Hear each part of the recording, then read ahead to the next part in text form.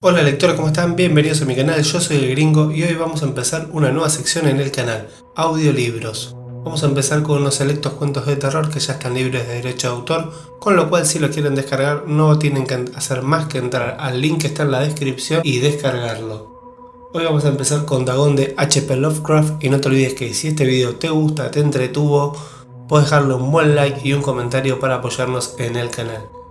Y eso sí, cuando estén viendo este video, si la ocasión lo amerita, voy a agregar alguna nota aclaratoria sobre alguna palabra o algún suceso que aparezca en el relato. Así que sin más preámbulos, vamos a empezar en 3, 2, 1.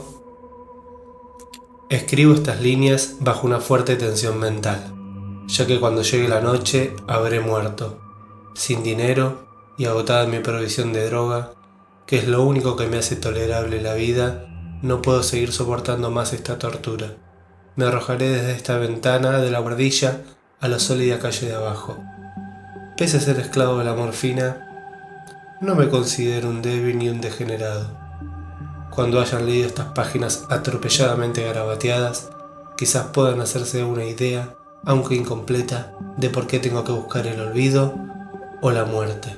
Fue en una de las zonas más vastas y del anchuroso Pacífico, donde el barco en que iba como pasajero agregado cayó apresado por un corsario alemán. La Gran Guerra estaba entonces en sus comienzos y las fuerzas oceánicas de los hunos aún no se habían hundido en su degradación posterior. Así que nuestro buque fue capturado legalmente y nuestra tripulación tratada con toda la deferencia y consideración debida a ser unos prisioneros navales. En efecto, tan liberal fue la disciplina de nuestros opresores que 5 días más tarde conseguí huir en un pequeño bote con agua y provisiones para bastante tiempo. Cuando por fin me encontré libre y a la deriva, tenía muy poca idea o ninguna de cuál era mi situación. Navegante poco experto, solo sabía calcular de manera muy vaga por el sol y las estrellas que estaba algo al sur de la línea del Ecuador. No sabía en absoluto qué longitud y no se divisaba isla ni costa alguna. El tiempo se mantenía bueno y durante varios días navegué sin rumbo bajo un sol abrasador, con la esperanza de que pasara algún barco o que las olas me arrastraran hacia alguna región habitada. Pero no aparecían ni barcos ni tierra, y entonces comencé a desesperar en mi soledad, en medio de aquella ondulante e ininterrumpida inmensidad azul. La novedad apareció mientras dormía. Nunca llegaré a conocer los pormenores porque mi sueño, aunque poblado de pesadillas, fue ininterrumpido. Cuando al fin desperté, descubrí que me encontraba medio succionado en una especie de lodazal viscoso y negruzco que se extendía a mi alrededor, con monótonas ondulaciones hasta donde alcanzaba la vista, y en el cual se había entrado un buen trecho mi bote. Aunque es lógico suponer que mi primera reacción fuera de perplejidad ante una transformación del paisaje tan prodigiosa e inesperada, sentí en realidad más horror que asombro. Había en la atmósfera y en la superficie putrefacta una insinuación siniestra que me heló el corazón. La zona estaba plagada de peces descompuestos y de otros animales menos identificables que flotaban en el cielo de la interminable llanura. Quizás no deba esperar transmitir, con meras palabras, la indecible repugnancia que puede reinar en el absoluto silencio y la estéril inmensidad. Nada se escuchaba, nada había a la vista, salvo una vasta extensión de barro negruzco, la absoluta quietud y una uniformidad del paisaje que me producían un terror nauseabundo. El sol ardía en un cielo que me parecía casi negro por la cruel ausencia de nubes. Era como si reflejase la ciénaga tenebrosa que tenía bajo mis pies. Al meterme en el bote encallado, me di cuenta que tenía una sola posibilidad para explicar mi situación. Merced de una conmoción volcánica, el fondo oceánico había emergido a la superficie, saliendo a la luz a las regiones que durante millones de años habían estado ocultas en las profundidades insondables. Tan grande era la extensión de la nueva tierra emergida que no lograba percibir el más leve rumor del oleaje, por mucho que aguzara el oído. Tampoco había aves marinas que se alimentaran con aquellos peces muertos. Durante varias horas estuve pensando y meditando sentado en el bote, que se apoyaba sobre un costado y proporcionaba un poco de sombra al desplazarse el sol en el cielo. A medida que avanzaba el día, el suelo se iba haciendo menos pegajoso, por lo que en poco tiempo estaría bastante seco para poder recorrerlo fácilmente. Dormí poco esa noche, y al día siguiente me preparé una provisión de agua y comida a fin de emprender la marcha en busca del mar desaparecido y de un posible rescate.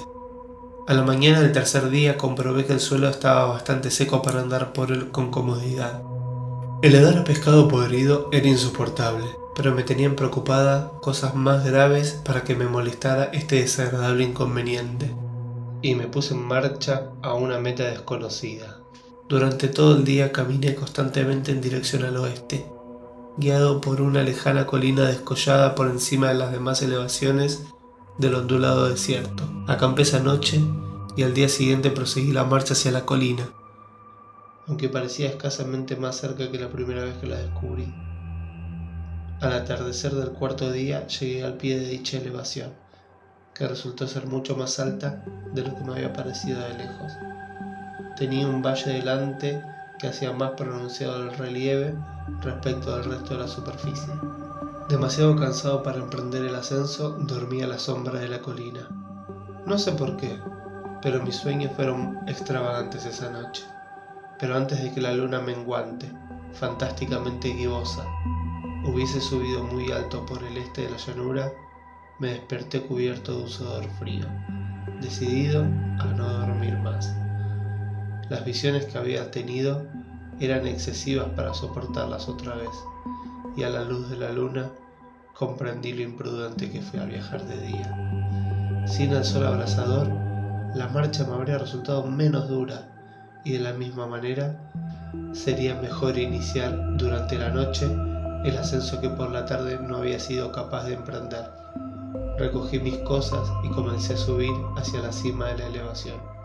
Ya he dicho que la ininterrumpida monotonía de la ondulada llanura era fuente de una vaga sensación de horror, pero creo que mi horror aumentó cuando llegué a lo alto del monte y vi, al otro lado, una inmensa cima o cañón cuya oscura concavidad aún no iluminaba la luna. Me pareció que me encontraba al borde del mundo, escrutando desde el mismo filo hacia un caos insondable de noche eterna. En mi terror se mezclaban extraños recuerdos del paraíso perdido y la espantosa ascensión de Satanás a través de remotas regiones de tinieblas. Al elevarse más la luna en el cielo, empecé a observar que las laderas del valle no eran completamente perpendiculares como había imaginado. La roca formaba cornisas y salientes que proporcionaban apoyos relativamente cómodos para el descenso, y a partir de un centenar de metros el declive se hacía más gradual. Movido por un impulso que no me es posible analizar con precisión, bajé trabajosamente por las rocas hasta el declive más suave, sin dejar de mirar hacia las profundidades estigias donde aún no había penetrado la luz. De repente, me llamó la atención un objeto singular que había en la ladera opuesta, el cual se erguía enhiesto como a 100 metros de donde yo estaba. Objeto que brilló con un resplandor blanquecino al recibir de pronto los primeros rayos de la luna ascendente. No tardé en comprobar que era tan solo una piedra gigantesca, pero tuve la clara impresión de que su posición y su contorno no era enteramente obra de la naturaleza. Un examen más detenido me llenó de sensaciones imposibles de expresar, porque pese a su enorme magnitud y su situación en un abismo abierto en el fondo del mar cuando el mundo era joven, me di cuenta, sin posibilidad de duda, de que el extraño objeto era un monolito perfectamente tallado, cuya imponente masa había conocido el arte y quizás el culto de criaturas vivas y pensantes. Confundido y atemorizado, aunque no sin cierta emoción de científico o de arqueólogo, examiné mis alrededores con atención. La luna, ahora casi en su cenit, asomaba espectral y vívida por encima de los gigantescos peldaños que rodeaban el abismo, y entonces reveló un ancho curso de agua que discurría por el fondo formando meandros, perdiéndose en ambas direcciones y casi lamiéndome los pies, en el lugar donde yo me había detenido. Al otro lado del abismo, las pequeñas olas bañaban la base del ciclópeo monolito en cuya superficie podía distinguir ahora inscripciones y toscos relieves. La escritura pertenecía a un sistema de jeroglíficos desconocido para mí, distinto de cuanto yo había visto en los libros, y consciente en su mayor parte en símbolos acuáticos esquematizados tales como peces, anguilas, pulpos, crustáceos, moluscos, ballenas y demás.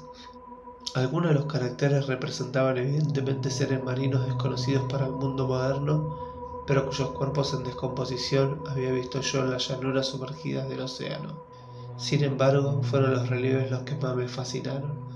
claramente visibles al otro lado del curso de agua a causa de sus enormes proporciones. Había una serie de bajorrelieves cuyos temas habrían despertado la envidia del propio Doré. Creo que estos seres pretendían representar hombres, al menos cierta clase de hombres, aunque parecían retosando como peces en las aguas de alguna gruta marina o rindiendo homenaje a algún monolito bajo el agua también. No me atrevo a describir con detalle sus rostros y sus cuerpos, ya que el mero recuerdo me produce mareos, grotescos más de lo que podría concebir la imaginación de un Poe o de un Bulwer. Eran detestablemente humanos en general, a pesar de sus manos y sus pies palmeados, sus labios espantosamente anchos y flácidos, sus ojos abultados y vidriosos, y demás rasgos de recuerdo menos agradable. Curiosamente parecían cincelados en la debida proporción en los escenarios que servían de fondo, ya que uno de los seres estaba en actitud de matar a una ballena de un tamaño ligeramente mayor que él. Observé, como digo, sus formas grotescas y sus extrañas dimensiones, pero un momento después decidí que se trataba de dioses imaginarios de alguna tribu pescadora o marinera, de una tribu cuyos últimos descendientes debieron perecer antes de que naciera el primer antepasado del hombre de Piltdown o de Neandertal. Aterrado ante esta visión inesperada y fugaz de un pasado que rebasaba la concepción del más atrevido antropólogo, me quedé pensativo, mientras la luna bañaba con misterioso resplandor el silencioso canal que tenía ante mí. Entonces, de repente, lo vi. Tras una leve agitación que delataba su ascensión a la superficie, el ser surgió a la vista sobre las aguas oscuras, inmenso, repugnante. Aquella especie de Polifemo saltó hacia el monolito como un monstruo formidable y pesadillesco, y los rodeó con sus brazos enormes y escamosos, al tiempo que inclinaba la cabeza y profería ciertos gritos acompasados. Creo que enloquecí entonces. No recuerdo bien los detalles de mi frenética subida por la ladera y el acantilado, ni del delirante regreso hacia el bote varado. Creo que canté mucho y que reí incesantemente cuando no podía cantar. Tengo el vago recuerdo de una tormenta, poco después de llegar al bote. En todo caso, sé que oí el estampido de los truenos y demás ruidos que la naturaleza prefiere en sus momentos de mayor irritación. Cuando salí de las sombras, estaba en un hospital en San Francisco.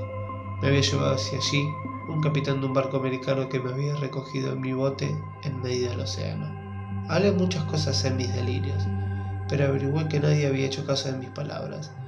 Los que me habían rescatado no sabían nada sobre la aparición de una zona del fondo oceánico en medio del océano Pacífico, y no juzgué necesario insistir en algo que sabía que no iban a creer.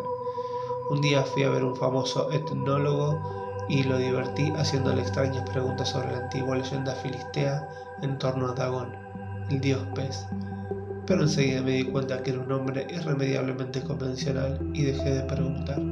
Es durante la noche, especialmente cuando la luna se vuelve gibosa y menguante, cuando veo a ese ser. He intentado olvidarlo con la morfina, pero la droga solo me proporciona una calma transitoria, y he quedado atrapado entre sus garras, convirtiéndome inevitablemente en su esclavo. Así que voy a poner fin a todo esto, ahora que he contado lo ocurrido para información o diversión desdeñosa de mis semejantes. Muchas veces me pregunto si no será una fantasmagoría, un producto de la fiebre que sufrí en el bote a causa de la insolación, cuando escapé del barco de guerra alemán. Me lo pregunto muchas veces, pero siempre aparece, en respuesta, una visión monstruosamente vívida. No puedo pensar en las profundidades del mar sin estremecerme ante las espantosas entidades que quizás, en este instante, se arrastran y se agitan en su lecho fangoso, adorando a sus antiguos ídolos de piedra y esculpiendo sus propias imágenes detestables en obeliscos submarinos de húmedo granito. Pienso en el día en que emerjan de las olas y se lleven entre sus garras de vapor humeante a los endebles restos de una humanidad exhausta por la guerra. En el día en que se hunda la tierra y emerja del fondo del océano en medio del universal pandemonium. Se acerca el fin. Oigo un ruido en la puerta, como si forcejeara en ella un cuerpo inmenso y resbaladizo. No me encontrará, Dios mío, esa mano. La ventana. La ventana. Muchas gracias por escucharme, espero que hayan disfrutado este video. Los leo en los comentarios, denle un buen like y compártanlo. Y si quieren escuchar más audiolibros, no dejen de suscribirse al canal o pueden mirarse el siguiente video si es que les interesan las reseñas que estamos haciendo. Y ahora sí, nos vemos en un próximo video.